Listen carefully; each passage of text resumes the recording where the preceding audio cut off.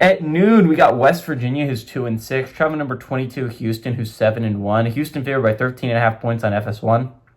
Nico Marchiol for the Mountaineers, gone 66-98, thrown for 720 yards, 2 touchdowns, 2 interceptions. Khalil Wilkins, a quarterback for them, had 54 carries for 243 yards and 2 touchdowns.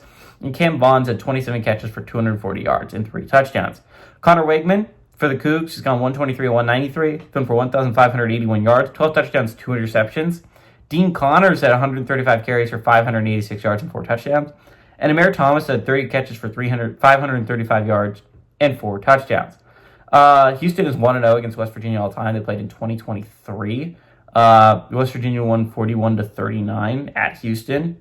But neither of these coaches were coaching at the time that Houston played this football game. Okay. Again, Houston is a shock, right? They got to be the shock of the college football season so far. And I think there is a decent shot they finish 11-1. They went on the road and won probably what's going to be their hardest game of the season.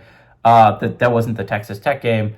And going on the road and beating Arizona State. A loss that honestly could age rather favorably. If Arizona State ends up as an 8-4, 9-3 squad, going on the road and beating them is going to be great for the resume. Right now, I have Houston as my first team out. Now, again, that doesn't mean that I think they have like the 12th or the 13th best resume in the sport. There are teams ahead of them like Michigan that has a phenomenal resume, but they're dragged down by their tiebreakers because they lost to USC, which means they have to be lower than USC, and USC right now has a very bad at-large resume.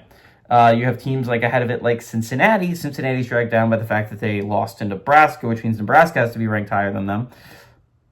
Wait, actually, they don't. No, okay. So Houston would be one of my first teams out, is all I'm saying. That is a really important thing for them. They have a really good resume. I don't know if you've looked at it. Their wins aren't awesome. Again, their best win is a road win over Arizona State. But the fact that Texas Tech is their only loss, right? A one-loss team at home is barely dragging them down. It's enough to just have them barely miss the college football playoffs in my eyes. A little bit worse of a resume than like Oregon, right? So if you're looking at it, Houston actually has a great shot at winning out, right? The only one that I'm really worried about if I'm a Houston fan is a home game against TCU. Now, TCU is a very good football squad. I'm not going to crap talk TCU. The Horned Frogs are a very good football team that absolutely have their own playoff ambitions in their own right. The Horned Frogs are really, really good. All that being said, the Cougars have looked really solid so far this year. They went on the road and beat a really solid Arizona State team. An Arizona State team that, by the way, beat TCU.